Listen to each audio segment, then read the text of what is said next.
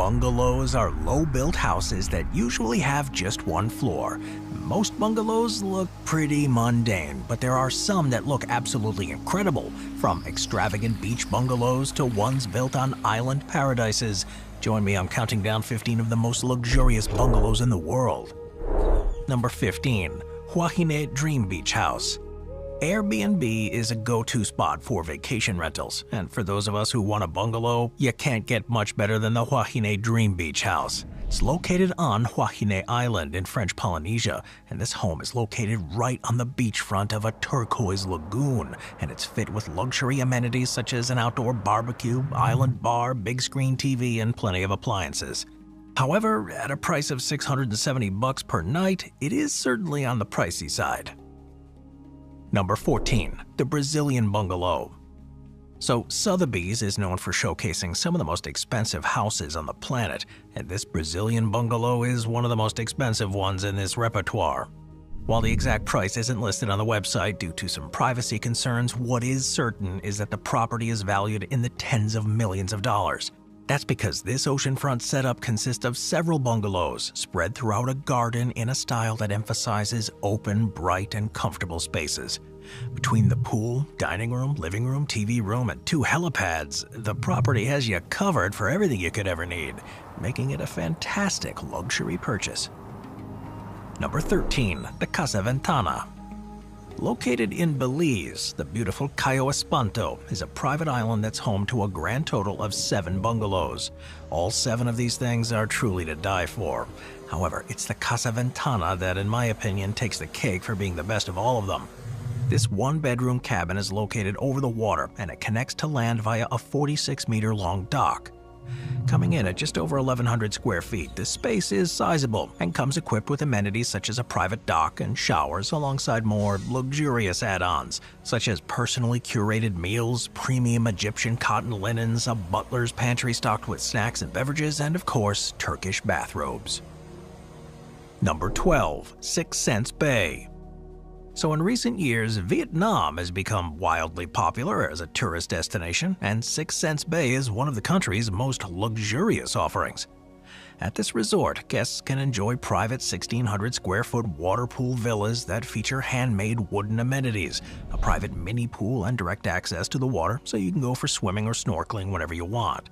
If you prefer to be a bit closer to shore rather than right over the water, you can instead go for the Rock Pool Villa, which has many of the same amenities while also having a bit more space and a wine cellar.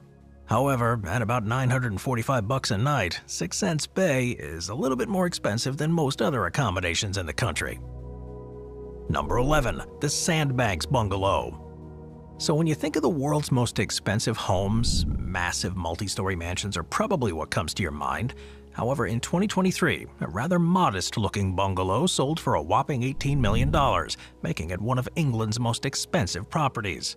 Located at Dorset's exclusive Sandbanks Resort, this waterfront property had been in the same family for 117 years before the purchase. While beautiful and charming, new owner Tom Glanfield actually plans to tear the whole thing down, intending to replace it with a home that's far more energy efficient. And while this move is pretty controversial, as the property owner, it is ultimately his right. Number 10. The Standard. Now, as far as luxury bungalows go, the Standard on Huru Valley Island in the Maldives puts the bar pretty high. It's located on Ra Atoll, and it's got tons of accommodations. However, its lagoon overwater pool villas are perhaps the best offerings. Coming in at just shy of 1,200 square feet, each one comes with a king bed, a day bed, private deck with both a plunge pool and direct water access, and this allows you to truly enjoy this tropical paradise. You've also got access to a fully stocked minibar and comfy bathrobes to hang out in all day, allowing you to truly kick back and relax.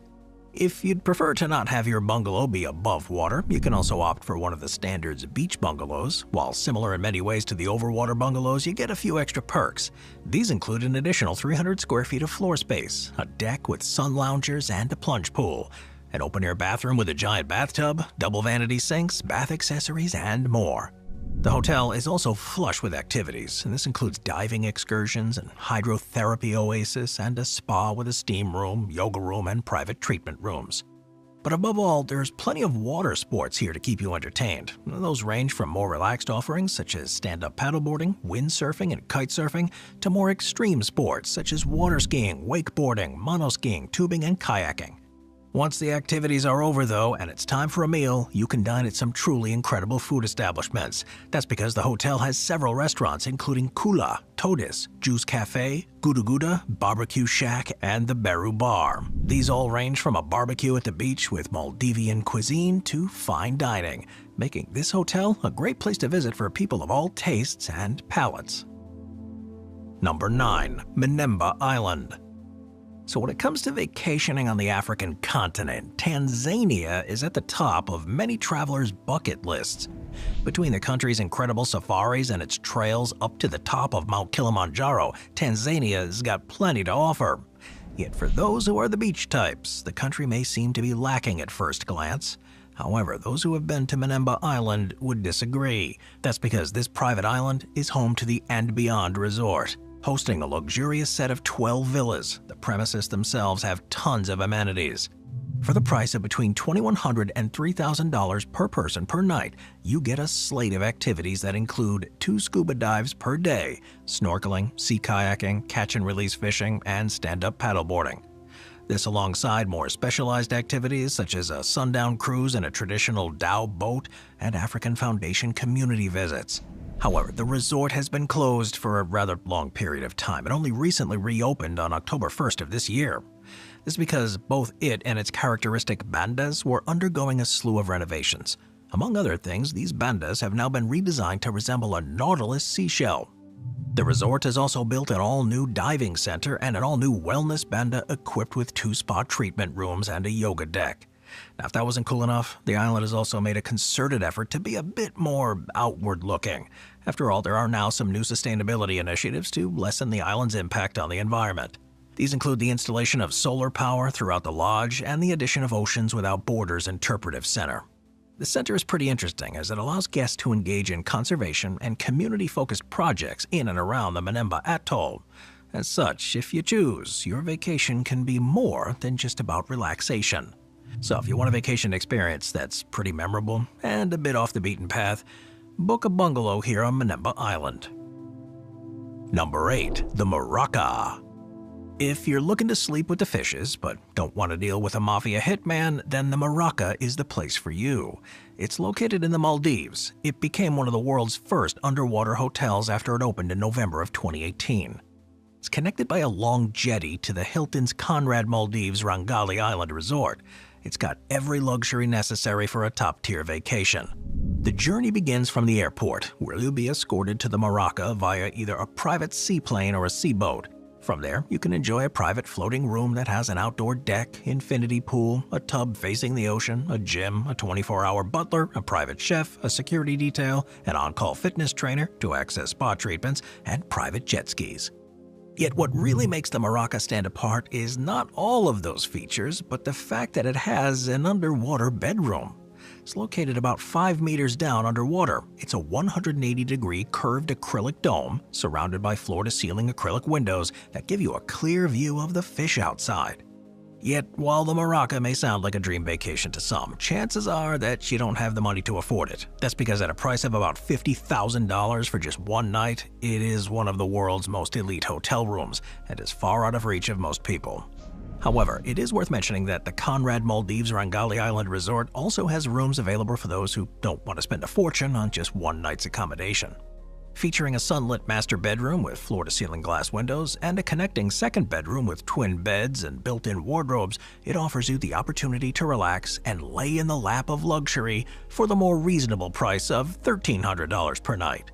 However, if this is still too much and you're looking for something a bit smaller and more intimate, the Sunrise Water Villa may be for you. Located right on the water, these thatched roof bungalows come complete with a private deck, a private whirlpool on the deck, and a staircase going down into the water. And best of all, at only $700 per night, this bungalow is relatively reasonable by this hotel standards.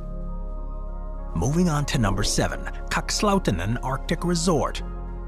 Now, while not bungalows by a strict definitional sense, the one-story igloos at Cuxhaven and Arctic Resort get a spot on this list, thanks to them being a strikingly unique modern twist on an age-old design. Now, while most bungalows on this list are best enjoyed hot, those here are best suited for winter adventures. Located in Saariselkä, Finland, visitors to the resort can choose between several different options. However, the glass and Kilu glass igloos are the most popular. The glass igloo is essentially an igloo-shaped glass container, and it comes in 2- and 4-person configurations. The Kitto glass igloos takes things a step further by being exceptionally modern, as they include a private kitchenette, fireplace, bedroom, and sauna. And if you go with the luxury Kitto glass rendition, you can upsize to a massive igloo complex that's almost 6 times as large. But if the igloos really aren't your speed, you can also opt for a more traditional one-story wood cabin, built with large Kalo pines native to the region. These are interesting, as they're trees that were once dead but are now dried out and used out in the creation of these cabins. It is also worth mentioning that while there may not be many electronics here, this is more than made up for by the slate of cool activities on hand. There are several that are relatively mainstream, such as cross-country skiing, downhill skiing, and ice fishing, although you can choose to go on more outlandish adventures via an ice-breaking boat, reindeer sleigh, or even an ice tank. Yet, if all these options don't suit your fancy, everyone can enjoy what happens at the park around the equinoxes in March and September. That's because it's during these time periods that you can sit back and watch the northern lights. So yeah, it is fair to say that no matter who you are or what you like to do, a trip to the Cuxhaven and Arctic Resort is nothing short of incredible. Number 6. Hotel Palafit. While most vacation bungalows are located in tropical locations, Hotel Palafit is an exception to this general rule. It's located in western Switzerland. The hotel consists of 26 luxury bungalows that hang right over the lake, providing stunning views of the Alps. This area gives the illusion of seclusion. This view of the lake and mountains can be enjoyed in several ways, although the best is either through glass plates on the floors or from the balcony where a ladder swings down into the water. The cutting-edge tech here even extends into the hotel's security. While it may seem strange, guest suite doors are unlocked not with room keys, but with fingerprint scanners, making the whole experience feel very safe and futuristic. The hotel also has many activities on offer for people. These include water sports such as kayaking, paddle boarding, and water skiing, on-land activities such as biking, hiking, and perhaps most interesting of all, in-the-air activities such as tandem paragliding. But if you decide to visit in the winter, you can instead enjoy all of the area's snow activities, such as skating and cross-country skiing. And at any time of the year, you can enjoy the hotel's incredible dining options. However, while all this may seem great, it does come at a price. Even during the off-season, you can expect to pay about $620 per room per night, making these bungalows far from affordable for the average person. The hotel also stands apart due to its architectural accolades. When it was first constructed as part of the Swiss National Expo in 2002, it held the distinction of being the only hotel in Europe built on stilts. This is a brainchild of architect Kurt Hoffmann and a group of students, and at first glance, the bungalows may look more akin to the architecture characteristic of the Indian and Pacific Oceans. However, the reality is that the use of stilts in architecture is actually an ancient Swiss construction technique. Present in the area since the Neolithic era and still found in places like Lacustrine Village on Lake Zurich, it's the norm to build houses on stilts over water to protect against flooding and keep out vermin. And while this type of construction has certainly fallen out of favor in the modern world, this hotel provides a utilitarian improvement and an interesting spin on this age-old technique.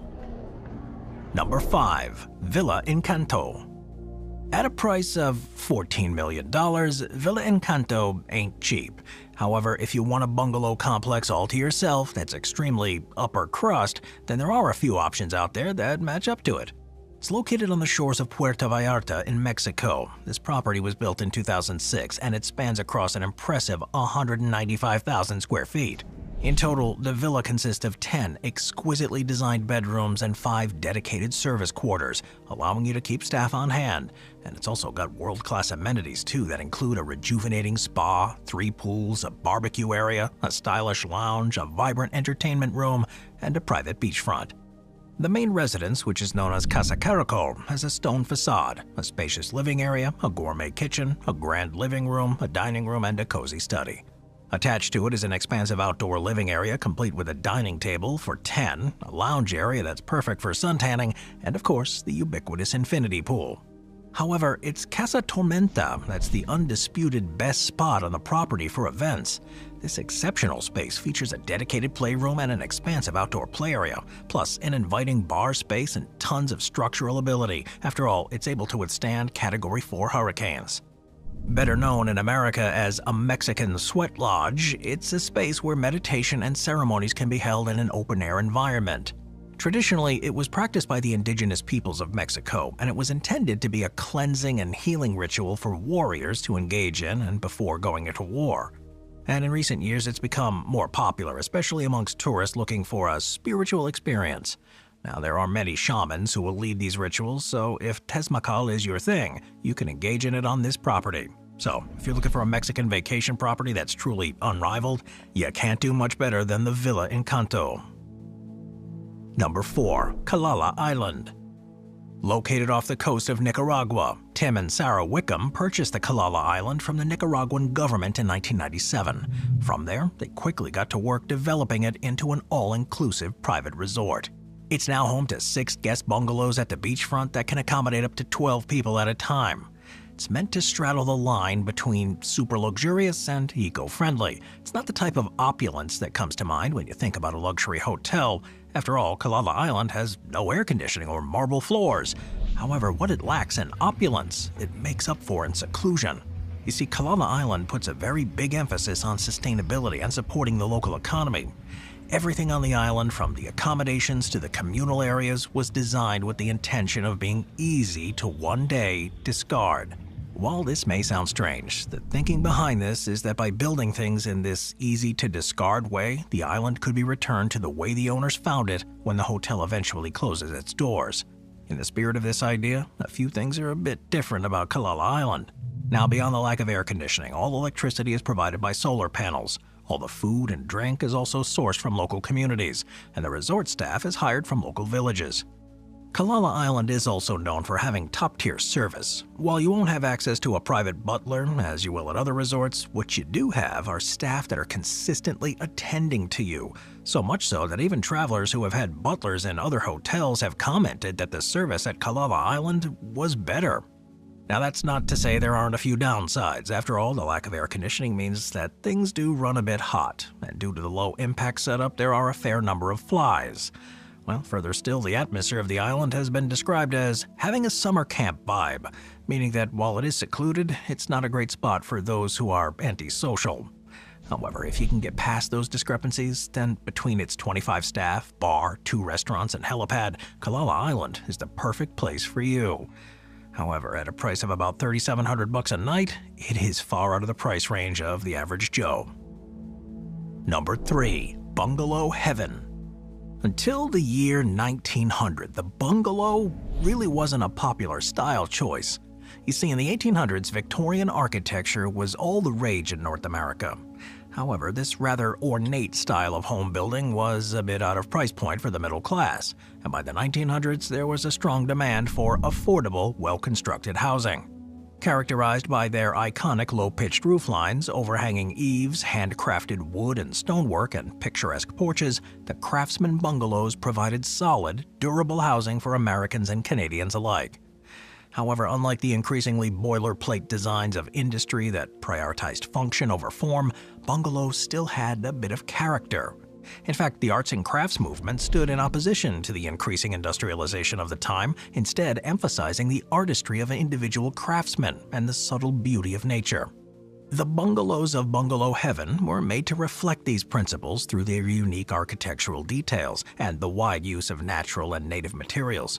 Located in the city of Pasadena, California, Bungalow Heaven is a neighborhood that was primarily built between 1888 and 1929. The typical bungalow in this area is 1.5 stories high with an open floor plan, a wide veranda, and a sloping roof. The interiors feature many built-ins, including cabinets, shelves, and seats, and in total about 800 of these Craftsman bungalows were built during that time period, and they were there to stay. That's because in 1989, the neighborhood became Pasadena's first historic landmark district, and in 2008, the Bungalow Heaven Historic District was listed by the United States Department of the Interior in the National Register of Historic Places.